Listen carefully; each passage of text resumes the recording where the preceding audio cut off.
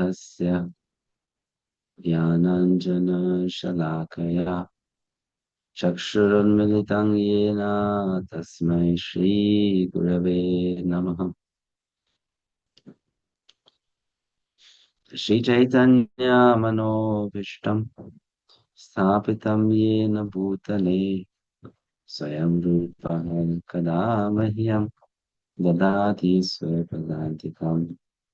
वन्देऽहं श्रीगुरो श्रीयुतापदकमलम् श्रीगुरुन् वैष्णवांश्च श्रीरूपं साग्रजातं सहगुणा रघुनाथान्वितं तं सजीवम् साद्वैतं सावधूतं परिजनसहितं कृष्णचैतन्यदेवं श्रीराधा कृष्णपादान् सहगणा ललिता श्रीविशाखान्वितांश्च नमः ॐ विष्णुपादाय कृष्णपृष्ठाय भूतले श्रीमते भक्तिवेदान्त स्वामिनिति नामिने नमस्ते सारस्वते देवे गौरवाणी प्रचारिणे निर्विशेषशून्यवादी पाश्चात्यदेशतारिणे नमो महावदन्याय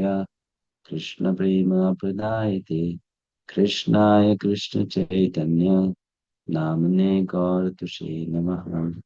हे कृष्णा करुणा सिन्धो दीनबन्धो जगत्पते गोपेश गोपिका कान्ता राधाकान्त नमोस्तुते तप्त काञ्चन गौराङ्गी राधे वृन्दावनेश्वरी वृषभानुसुते देवी प्रणमामि हरिप्रिये वाञ्छाकल्पतरुभ्यश्च कृपा सिन्धुभ्येव च पतितानां पावनेभ्यो वैष्णवेभ्यो नमो नमः।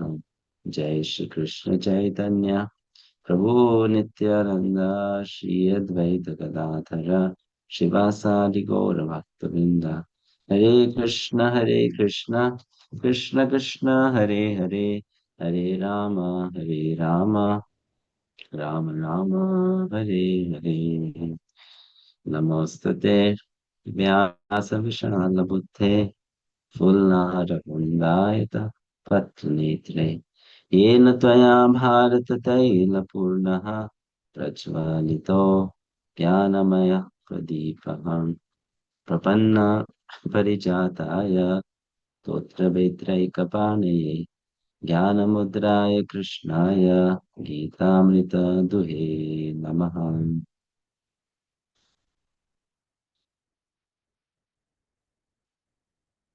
Hare Krishna, welcome everyone to Bhakti-sastri class. We're studying chapter 9, the most confidential knowledge. And we stopped at verse number 26 in the last class, right? Patram Pushpam Phalam Toyam Yome Bhaktya Prachati. Isn't it? We did this verse. So we discussed about this verse. It's quite commonly known verse to almost everyone in iskcon because it is associated with prasadam and we all love prasadam. So we love this verse also. Right. So in this verse, Krishna is telling that please offer these things to me with bhakti. Bhakti is the most important ingredient of whatever you're offering to me. Arjuna may tell Krishna that, you know, this kind of bhakti, where the external doesn't matter. What matters is how much, you know, loving feelings you have in your heart. That is not very easy to attain. We know that. Uh, the bhakti of Vrindavan or Vraja sounds so simple, But though it is simple, it is yet not easily attained. Right? Therefore, Arjuna may tell Krishna, this kind of bhakti is not possible for everyone. Patram pushpam phalam toyam yomi bhakti prayachati. Where bhakti is most important ingredient. Because people can do even a show of devotion without really having devotion in the heart, isn't it? So therefore, what can such people do? So then Krishna in the next verse, which is 27, which we are going to speak today, Krishna brings the subject to a lower level. Okay, you can't do bhakti of this type. You do this much at least. Do this much. Try to do this much. No? So that is 9.27, and that is called Nishkama Karma Yoga. Fine. So it's a step below than pure bhakti. It's a step below pure bhakti. So let's look at this verse 27. Yat karoshi, yad ashnashi, yad juhoshi, yadasi yat tapasyasi, kaunteya, tat kurushvamada arpanam. So here Krishna is telling, yat karoshi, whatever you do, yad ashnashi, whatever you eat, yat juhoshi, whatever you offer, dadasi yat, or give away. Yat tapasyasi, whatever austerities you perform, do that, Kaunteya, O son of Kunti, Tat Kurushvat. Do that, Madarpanam, as an offering to me. Alright. So why this verse is not talking about bhakti? Why is it talking about Nishkam Karma Yoga? Because it sounds like bhakti only, na? Whatever you do for me. Whatever you eat, you give to me. Whatever austerity you perform, whatever things you do, you know, give to me. So how is this not bhakti? How is this Nishkam Karma Yoga? What makes it Nishkam Karma Yoga?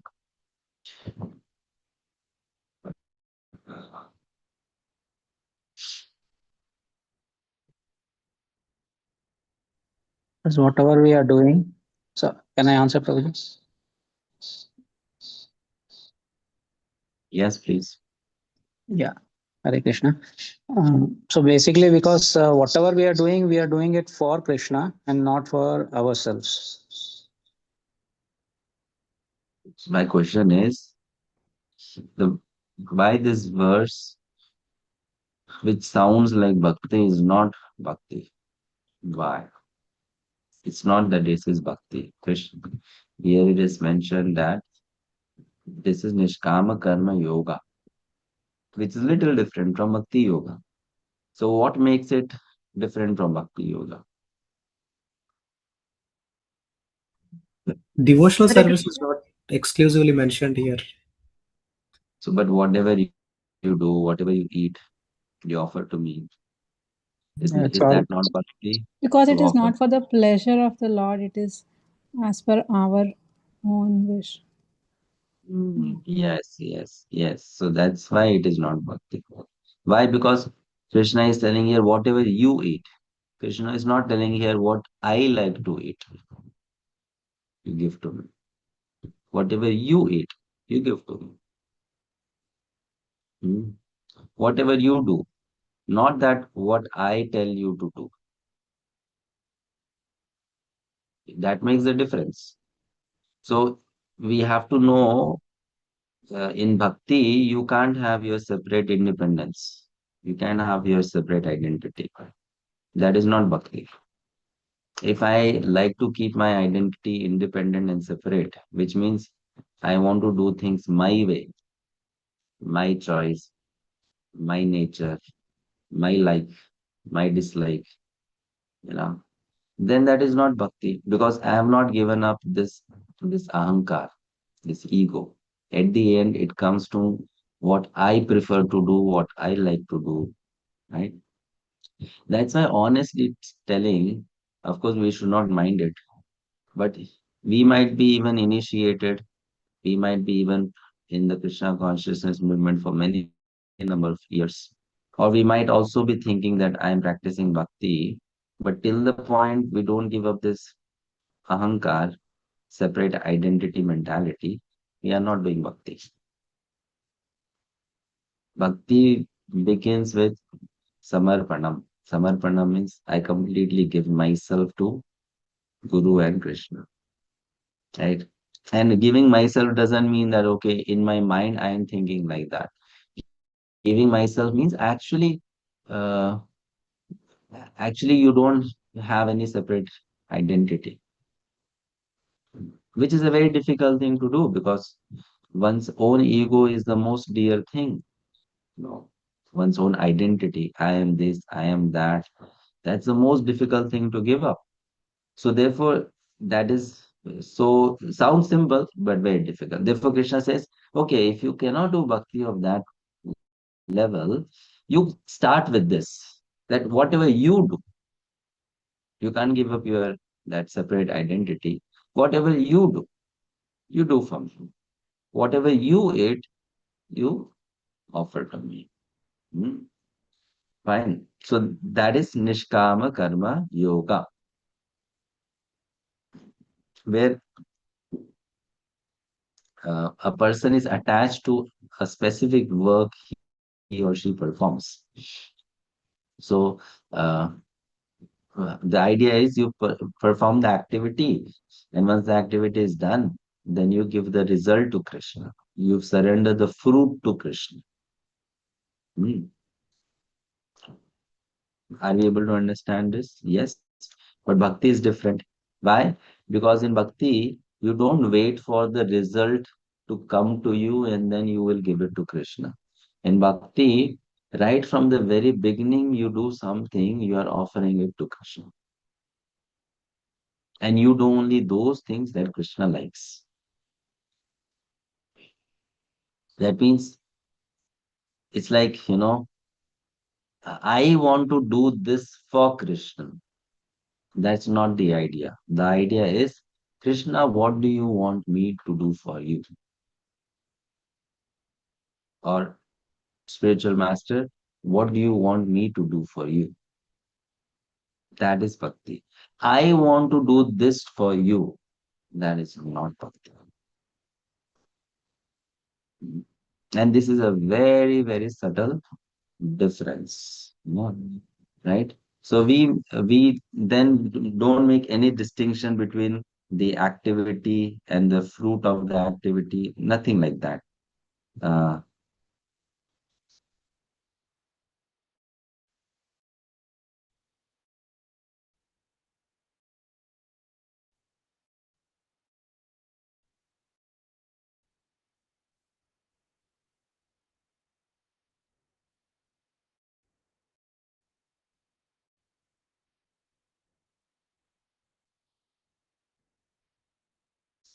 so everything is offered in surrender. That's why we all as students of Bhakti-sastri or on this path of Krishna consciousness should take it granted that, okay, now I know what bhakti is and I am doing bhakti.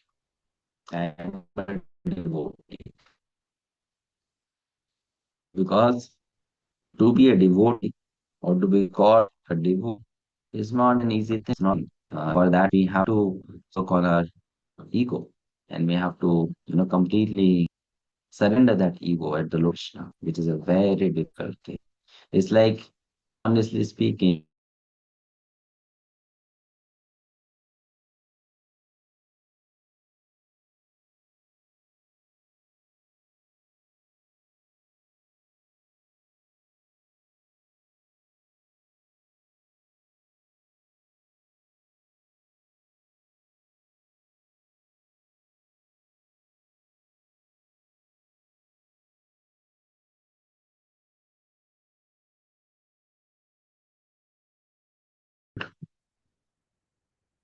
so therefore, what I was saying is, we should not take it for granted that now I am practicing devotional service, or I am a bhakta, or I am a devotee. it's not really easy to be a devotee. One has to really surrender one's ego. And surrendering one's ego is very difficult because it's almost like killing yourself. Surrendering what you are clinging to as a support. This is what I am. This is my identity, from which we get a lot of satisfaction. Uh, so you are basically dismantling that whole idea. And this is very difficult. Right? It's the most difficult thing to do, the most difficult thing to sacrifice. Mm. And only one who has done that is called a surrendered devotee, fully surrendered. And that's a bhakta, that's a devotee. So Krishna says, if you can't do that, you do this much for me. Yat karoshi, yad ashnashi, yad juhoshi, dadashi, yat bhavasi pandya, tat kurushu vatadu. You start from there. That's what Krishna is telling. Okay, purport. That thus it is a duty of everyone to mold his life in such a way that he will not forget Krishna in any circumstance. I have to share the screen. Everyone has to work for maintenance of his body and soul together, and Krishna recommends here in that one should work for him. Everyone has to eat something to live. Therefore, he should accept the remnants of foodstuffs offered to Krishna. Any civilized man has to perform some ritualistic ceremonies. Therefore, Krishna recommends do it for me. And this is called Archana. Everyone has a tendency to give something in charity. Krishna says, give it to me. And this means that all surplus money accumulated should be utilized in furthering the Krishna consciousness movement. Nowadays, people are very much inclined to the meditational process, which is not practical in this age. But if anyone practices meditating on Krishna 24 hours a day by chanting the Hare Krishna mantra round his beads, is surely the greatest meditator and the greatest yogi, as substantiated by the sixth chapter of Bhagavad-Gita. All right? Fine. So we go to the next verse. Aarti Mataji, do you have a question or you wanted to read? I wanted to read, Prabhu. Thanks. Okay, next verse. Shubha Shubha Falair Evam Mokshashe Karma Bandhanehi Sannyasa Yoga Yuktatma Vimukto Mama Upeshyasi. In this way, you'll be freed from bondage to work and its auspicious and inauspicious results. With your mind fixed on me, in this principle of renunciation, you will be liberated and come to me. So, if one does act in this way, then eventually one will get purified and then one can go to Krishna.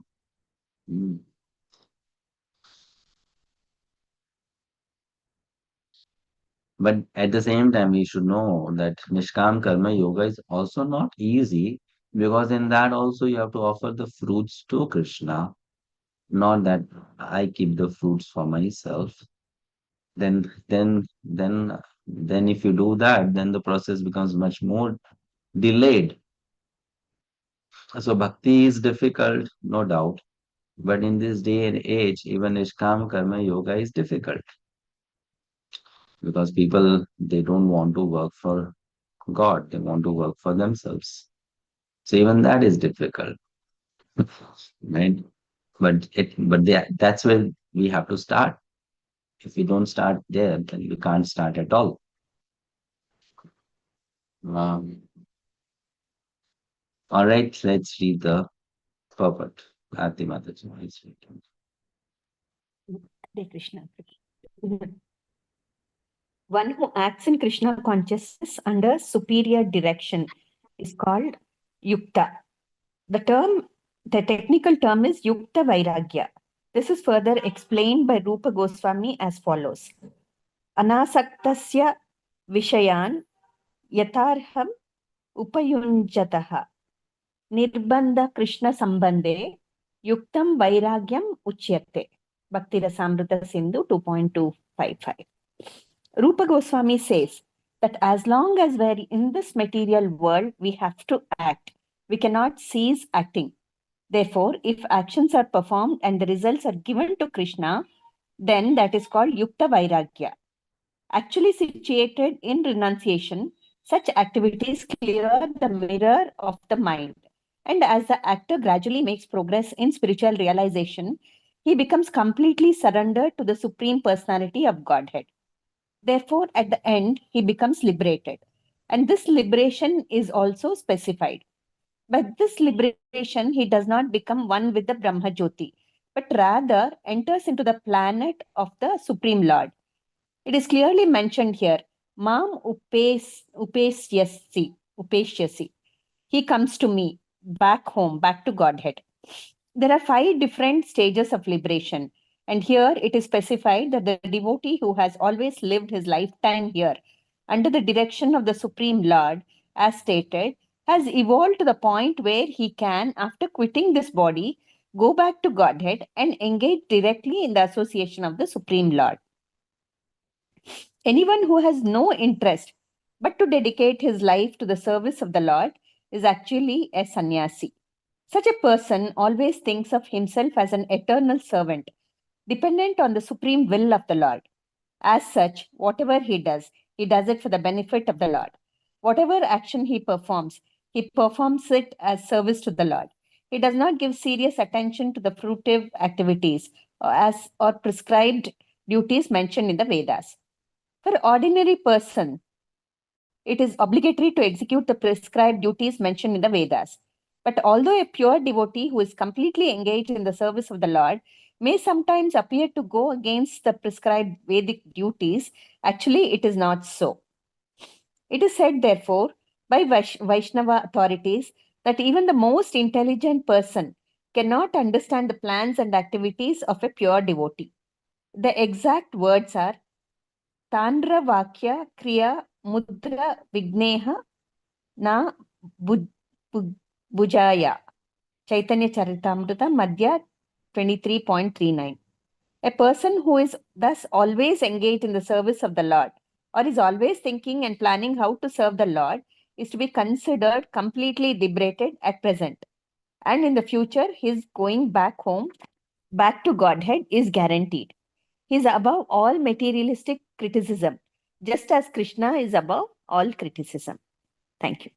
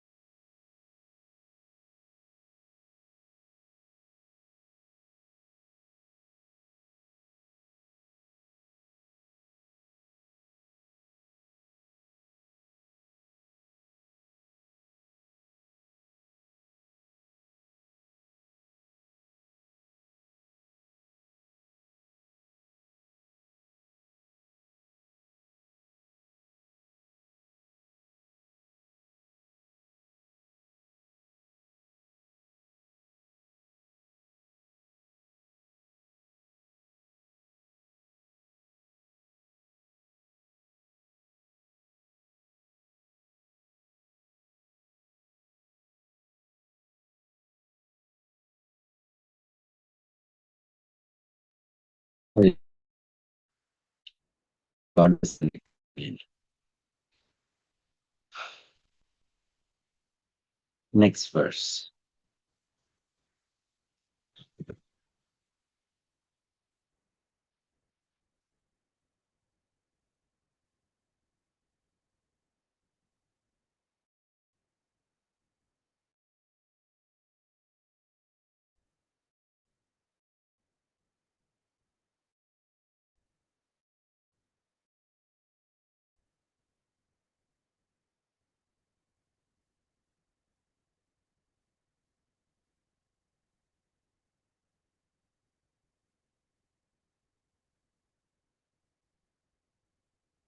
Can you hear my voice?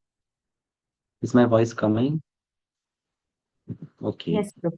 Slightly Prabhu. breaking, Prabhuji. Even your video and voice both are breaking. Breaking. Okay, so that might be due to the network connection, poor network connection. Sorry for that.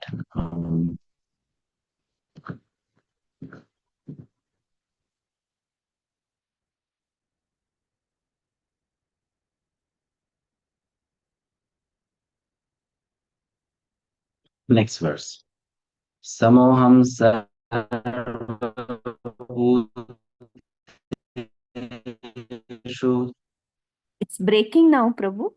name dveshosti na priyaha ye bhajanti tumang bhaktya maiteshu chapyaham. Breaking.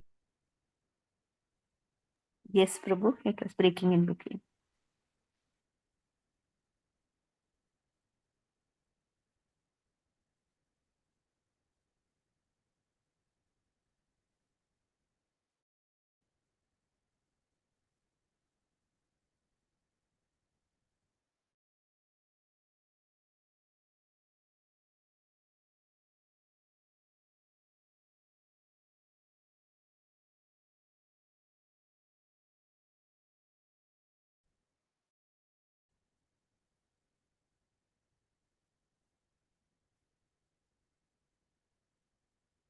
Okay, let's try again. Samoham sarvabhuteshu name dveshosti na priyaha ye bhajanti tamam bhaktya maite teshu chapyaham. I envy no one, nor am I partial to anyone. I am equal to all. But whoever renders service unto me in devotion is a friend, is in me, and I am also a friend to him. So here one may say that uh, why Krishna behaves differently with different people. Is he partial? So, like Krishna earlier said, that he protects the devotees and annihilates the miscreants. So, some people they generally think God should be equal to all, and therefore he should treat everyone equally. Is Krishna partial? That idea they have. Therefore, Krishna speaks this verse to clarify how he is both. He is equal to everyone, as well as he takes special interest in his devotees. So, in the same verse, there are two parts to it. The first part is Samoham Sarva Bhuteshu. I am equal to all. Na me dveshosti na priyaha. I don't hate anyone, nor is anyone dear to me, which means I'm equal. Fine. So that is actually the mood of Paramatma. Now we should know it's the same Lord who is dealing with us in the role of Paramatma or is dealing with us in the role of Krishna. So when he takes the role of Paramatma, he has this bhav, this mood, that I'm equal to everyone. But when he takes the role of Krishna, then ye bhajanti tumam bhaktya maiti teshu chapyam. Then as you worship me, accordingly I deal with you. No. Ye bhajanti. If you worship me dearly, then you are also very dear to me. Hmm. I consider you as mine. So this is the personal aspect of Krishna. The Paramatma aspect is not personal. Paramatma aspect is more of, based on rules. And this aspect of Krishna is very personal. That if you are my devotee, then you are very dear to me, right? So this partiality of Krishna, we should know it's not mundane, it is transcendental, and it is natural. Srila Prabhupada explains this. Like a very beautiful example is given. Krishna is compared to rain. So why the example of rain is given? See, when the rainwater comes, the rain pours water everywhere. It will pour water on the land, on the ocean, in the desert, right? But after the water is made available by the rains, the crop or the tree or the plant, it will absorb that water, and then it will produce a certain kind of fruit. So some trees will produce sweet fruits, some trees will produce sour fruits, some trees will produce bitter fruits, and some trees will produce poisonous fruits. So if the fruit produced by some tree is poisonous, is it because of the rain? Is If the fruit produced by some tree is sweet, is it because of the rain? The rain has been equally merciful to both the tree which can produce sweet fruits as well as the tree which can produce poisonous fruits. So the mercy is the same. But now it is the tree's nature that either it is producing sweet or poisonous fruits. So similarly, Krishna's mercy is available to people just like the rains are available to people. However, how do people use that mercy, utilize that mercy?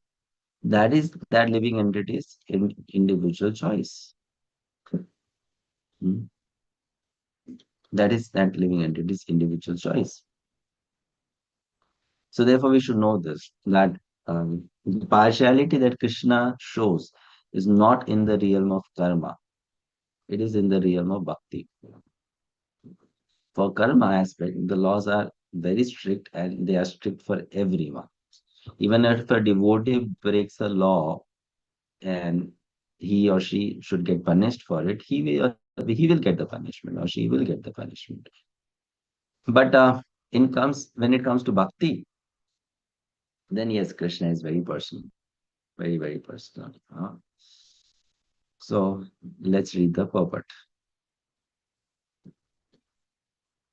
Varshanam. Hare Krishna, Prabhuji. One may question here that if Krishna is equal to everyone and no one is his special friend, then why does he take a special interest in the devotees who are always engaged in his transcendental service? But this is not discrimination, it is natural.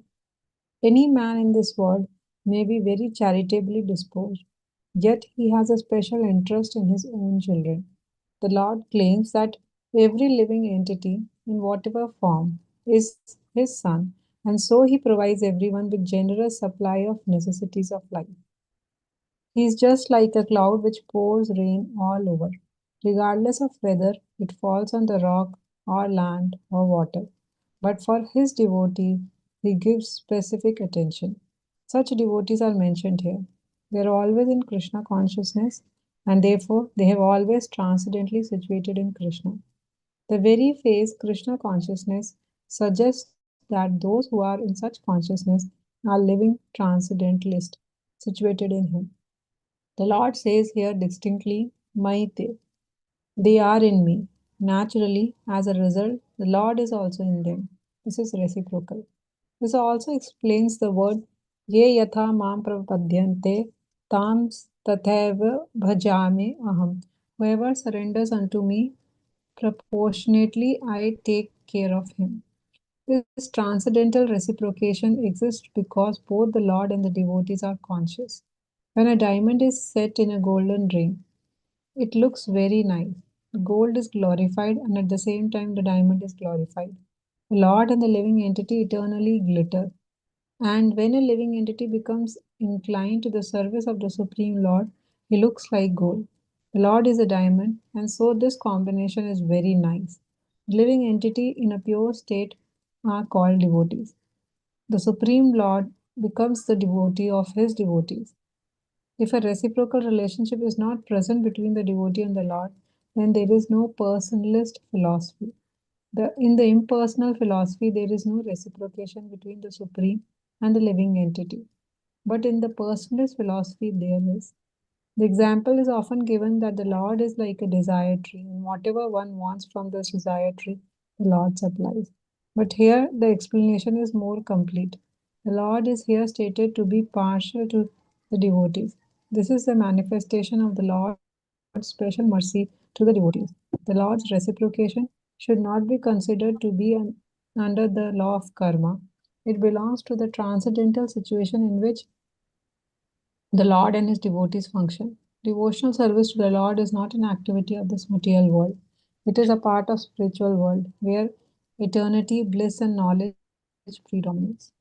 Hare Krishna. Thank you. Hare Krishna. Okay, so the Lord is partial when it comes to his devotees. But that doesn't mean that this opportunity to become a devotee is only for selected few. That opportunity is available to everyone.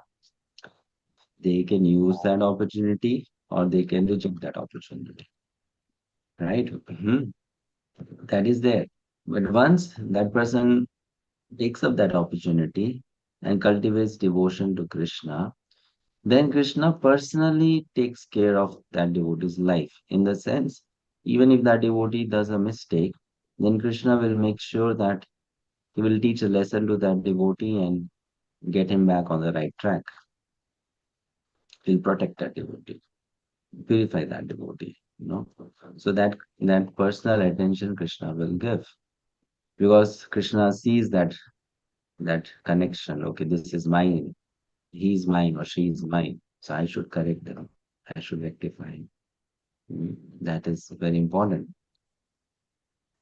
All right. So this is then expressed in the next verse. Hare Krishna, Prabhuji, can I ask a question? Yes, Mataji. You would explain one example, Prabhuji, about how it manifests when Krishna treats that devotee as his friend, right? What are the any other ways that because it is like you said that he will not nullify any karma. So what would be example or what would be other examples to see how Krishna reciprocates to his devotees, other than bringing them back to the spiritual path if they fall down? There are so many stories where those who have been devotees of Krishna, the Krishna has personally interfered in their life and reciprocated with them. Or Krishna has, I mean, taken out time for it. Like a devotee requested Krishna to help in a certain way, and Krishna would do that. We have so many stories of devotees praying to Krishna and then Krishna manifesting his mercy in a very personal manner. So Krishna will do that. He does not then act in any personal way. He takes care of it. He pays attention to it. No. Prabhuji, Hare Krishna. So you hear so many stories of great devotees. Like for example, Prahlad Maharaj. Let's go to his example. So why would the Lord have to appear to protect Prahlad? Why? Did he not have the capacity to just kill Hiranyakashipu right from within the heart of Hiranyakashipu? Right? He could have also made Hiranyakashipu die by a heart attack.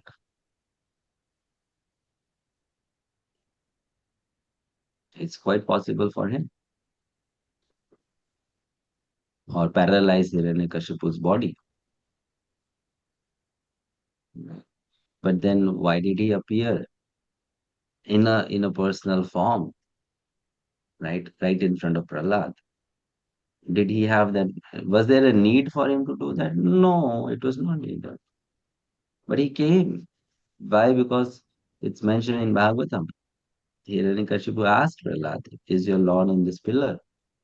So Bhagavatam says, when Prahlad said yes, so Lord Nrsimhadev had to make the words of his devotee true. So just to make sure that his devotee's words are true, he came out of the pillar. So that is his personal reciprocation. Prabhuji, not in an argumentative way, but the thought I had is like there are many senior devotees who probably either fallen down or chose a different path, like even in iskcon from Prabhupada's time and later as well, right? How should we understand when they didn't come back to bhakti? That means is it that the bhakti they've Do done you, in the past do, is not do, do, correct, or do you know the history of that person right from the time he is in the material world? no? So then how will you come to a conclusion like that? No, no, I'm not coming to conclusion. I'm just asking, Prabhuji. Yeah, so that's what. If you are asking a question like that, so you should also then see now that you're only asking something based on your limited observation. Correct. Correct. So if let's say that person is not in devotional service for 40 years, but what after that 40 years? Have you will you be able to always see that? No. Let's say that person doesn't come to bhakti in this life, but right from birth in the next life, that person is a devotee. So will you be able to see that? We can't. So you'll not be able to see that because that is not beyond, that is not within our calculation or ability to calculate. Right. Correct, Prabhuji.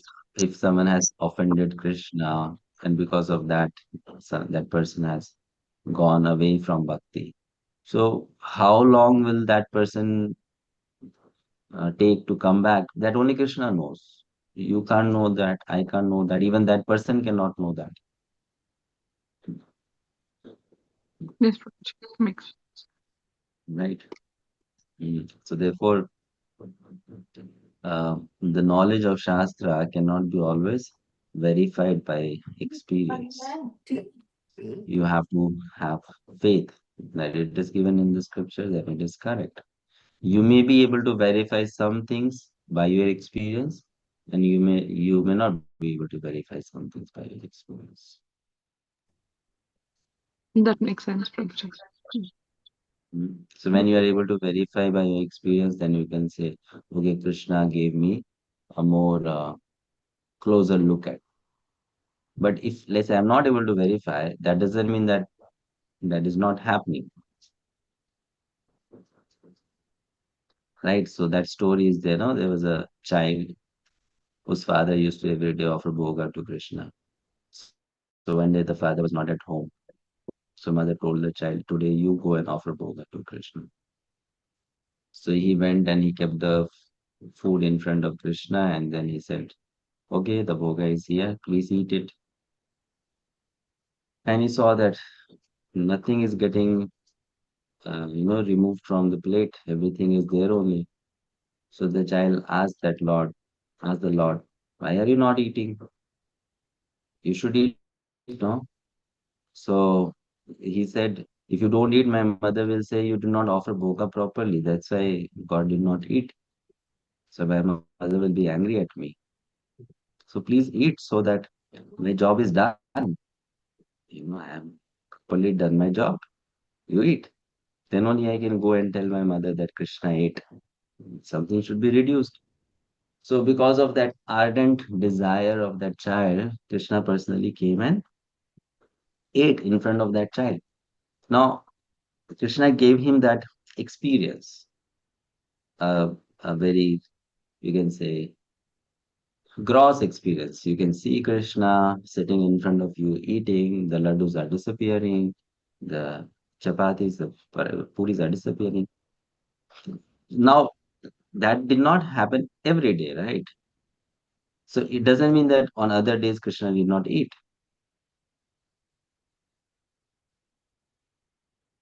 But on that certain day, Krishna just gave him that extra, uh, you know, you can say mercy to have an experience of that thing. That's all.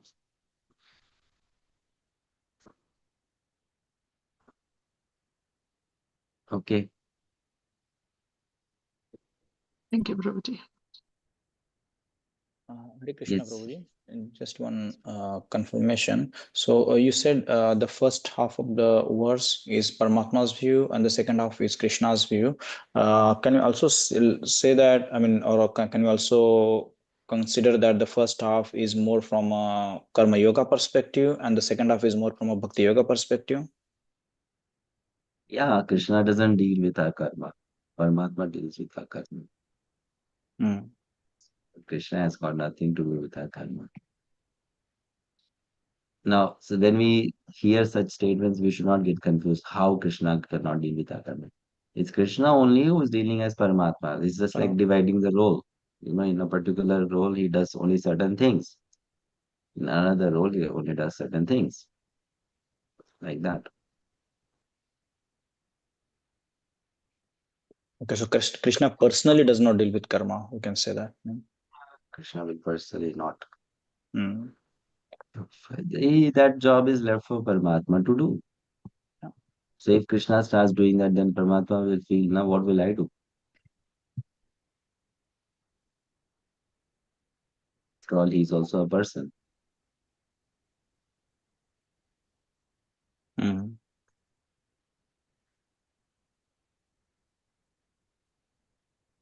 Okay. Okay, thank you, Prabhuji. Yes, Prabhuji. Sankarshan Vishnu Prabhu. Should I start? Hare Krishna, you Hare want to Krishna. read that? Yeah, Prabhuji. Okay, Yes, great. it is. The word, Yeah. the word Durachara used in this verse is very significant, and we should understand it properly. When a living entity is conditioned, he has two kinds of activities. One is conditional and the other is constitutional. As for protecting the body or abiding by the rules of society and state, certainly there are different activities, even for the devotees in connection with the conditional life, and such activities are called conditional.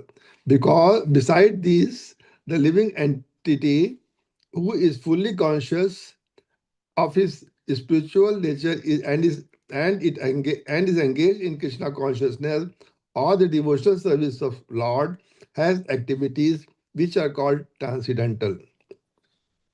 Such activities are performed in his constitutional form, and they are technically called devotional service.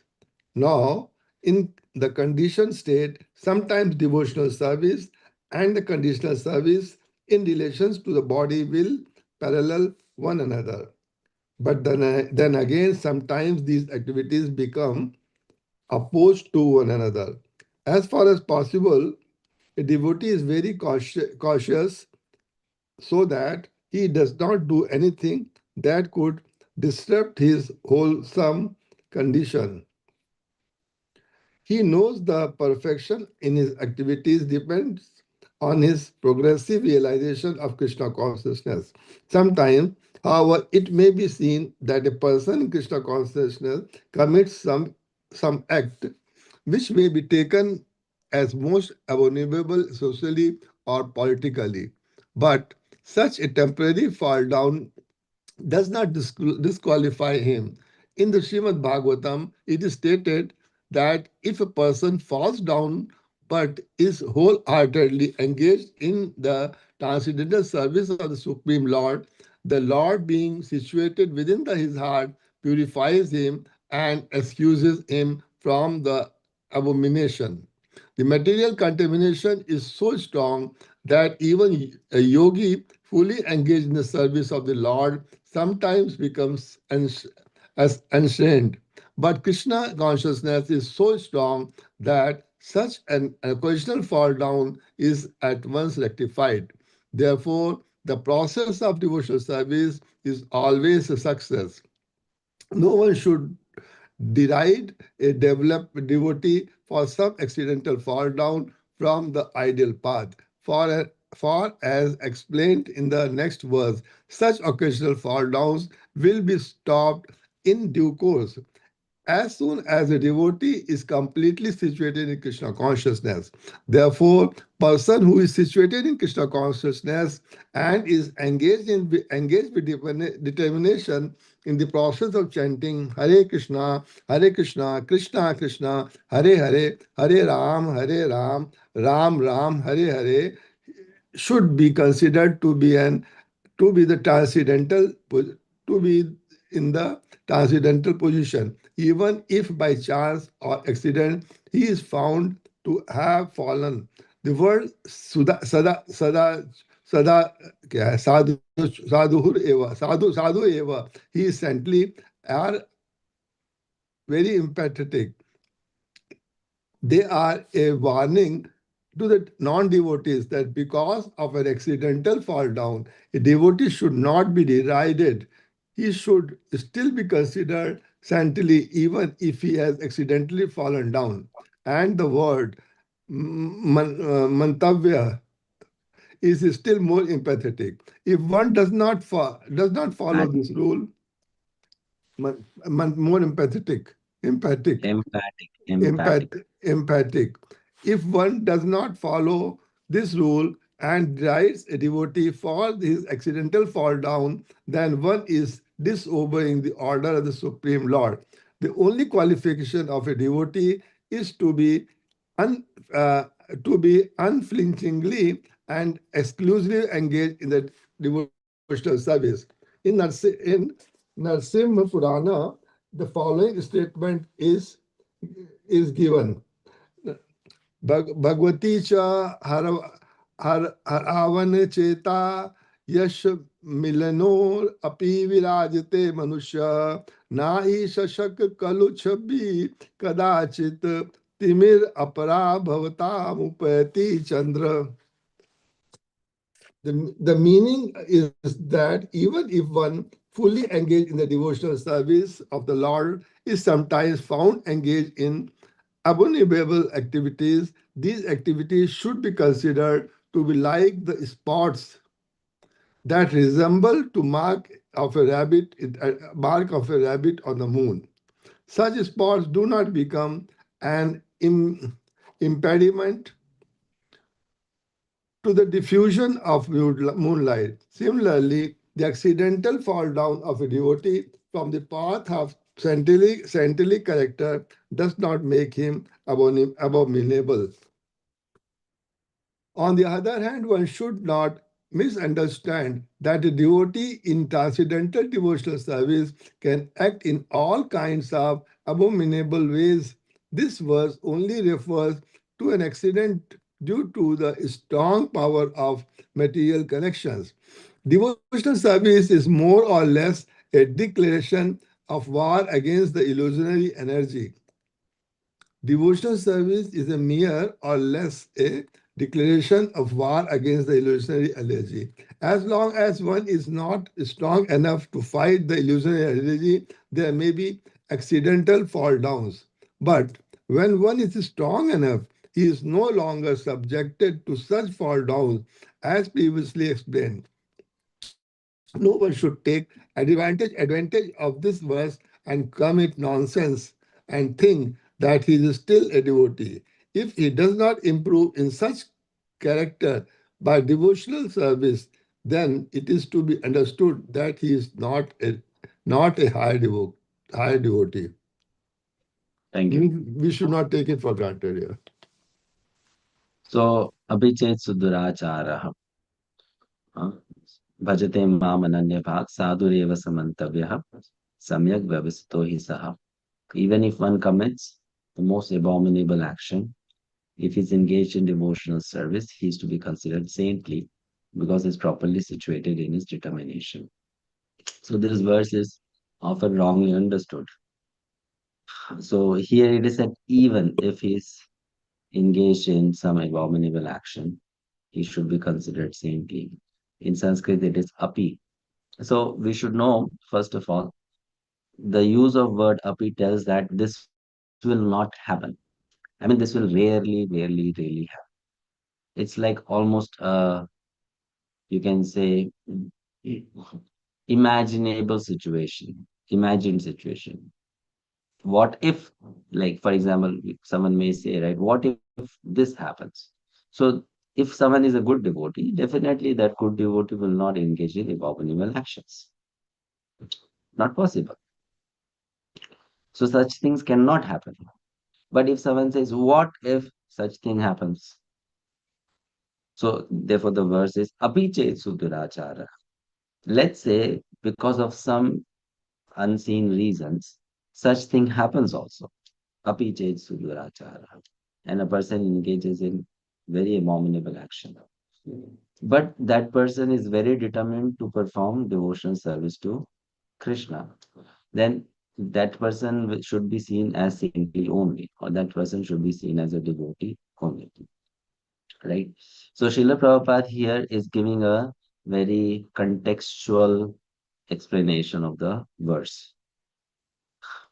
Let us try to deeply analyze it. In past ages, people really came to the path of bhakti because the path of bhakti was not made available for everyone. It was not easy to come to the path of bhakti. You had to really sacrifice everything to accept the path of bhakti. Like to give you the simple example, even Vrindavan 50 years ago was very austere to live in. Now Vrindavan is a very comfortable place. You get everything in Vrindavan. You get nice hotels, nice food, AC, swimming pools, gym, everything is there in Vrindavan. But 50 years ago, Vrindavan was a very austere place, very, very austere place. Okay. So only those people who are very serious in bhakti, they went to Vrindavan. Otherwise, you won't survive. It is so austere. Uh, so in the past ages, mm, a common man engaged in so much sinful activities, not having any bhakti sanskar. These people, they did not have any chance to do bhakti. No, it was not possible for them. So mostly good people, they came to bhakti. Good people, right? People who had good sanskars. Or if some very sinful person came, that happened once in a while. And that's why we have such examples glorified in Shastra, how bhakti transforms such people also. Okay. But then when Srila Prabhupada went to the West, he started sharing Krishna consciousness with this audience. He noticed that these people, they are coming from a very, very fallen background. They have lots of bad habits. And even though I am trying my best and they are trying their best, still sometimes they fall down. Why? Because not because Prabhupada is not pure, the bhakti that he has given is not pure, these devotees are not sincere. It's just that their past bad habits are so strong that it overpowers them. But they are sincere. They really want to become a good devotee, right? So keeping that audience in his mind, he wrote this purport, that even if such a devotee is seen doing something wrong, you should give a benefit of doubt to such a devotee because that devotee has come from a very bad background. You know, the sanskars are very bad, and sometimes those sanskars can overpower one, and one may end up committing something wrong. Fine. So, of course, if that person does it again and again, so Prabhupada writes in the last purport, then that person is not really serious. But if that person does it accidentally or sometime, then you should not quickly judge, oh, how can you be a devotee if you do something like that? Mm. You should give a benefit of doubt because that person, if is sincere, that person will become free of those sanskars and become fixed in Krishna consciousness. Okay, so we have to know that this verse, the way we look at it, is going to be different based on different times and different cultures. If you're talking about someone born in a very pious Hindu family and who has been a pure Brahmana right from the childhood, and that person is doing bhakti, and then that person takes to some very sinful course of life, then you can say there is something serious wrong. He has done a very severe offense or something like that. Therefore, this person is gone astray the path. But if you look at, let's say, a Westerner born in a Mlecha family, from very young age, that person has done illicit sex, non-veg eating, consumption of intoxication, and all that. And then that person is trying his or her best to become a devotee. And once in a while, that person does something wrong. So you have to then give a benefit of doubt, you know, because looking at the background from where he or she is coming. Okay? Huh?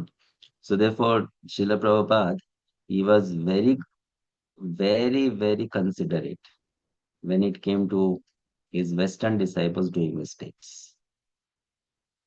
He would easily forgive them, you know. But when he saw his Indian disciples doing mistakes, he would not accept. He would not accept because he would think these people are coming from such background, so it's okay. I can give them a chance, or I can be a little soft with them. And so this is how he saw. Now we also have to learn to see how to apply this verse. But at the same time, this verse cannot be misused by a person that, okay, I am a devotee, so I do anything wrong. Still, you should see me as a saint only because Bhagavad-Gita says so. And sadhu reva samantratya. That attitude should not be there. That I can do anything and I should be seen as a sadhu or saint. Mm. Okay, next verse. So then Krishna explains why such a devotee should be seen as a sadhu. Shipram bhavati dharmatma sasva shantim nigacchati kaunteya pratijanihi name bhaktaha pranashyati. He quickly becomes righteous, quickly becomes dharmatma. Means what? Comes back on the right track very soon and attains lasting peace. O son of Kunti, declare it boldly that my devotee never perishes. Hmm. That if one takes to Krishna consciousness, even if that person falls down, so it's not going to be like a long thing. No, for some time it may appear like that, but that person is going to come back. That bhakti will not perish.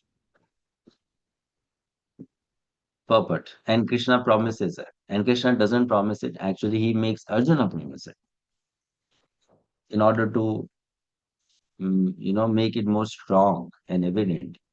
Because if Krishna says something, Krishna personally may make that statement false. But if Krishna's devotee says something, then Krishna will make sure that that statement doesn't become false. Therefore, he tells Arjuna, you tell, my devotees don't perish. He's not telling, he's telling Arjuna, you tell that my devotees don't perish. So if someone tells Arjuna, Krishna, why don't you tell? Then Krishna will say, I keep on changing my statements based on time, place, circumstance. So better I don't tell. Krishna, Arjuna, you tell. Purport. Vardayani Mata.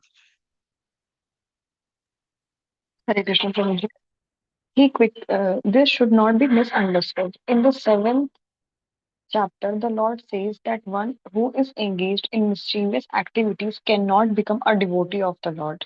One who is not a devotee of the Lord has no good qualifications whatsoever. The question remains then, how can a person engaged in abominable activities, either by accident or by intention, be a pure devotee? This question may justly be raised. The miscreants, as stated in the seventh chapter, who never come to the devotional service of the Lord, have no good qualifications, as is stated in the Srimad Bhagavatam. Generally, a devotee who is engaged in the nine kinds of devotional activities is engaged in the process of cleansing all material contamination from the heart. He puts the Supreme Personality of Godhead within his heart, and all sinful contaminations are naturally washed away. Continuous thinking of the Supreme Lord makes him pure by nature. According to the Vedas, there is a certain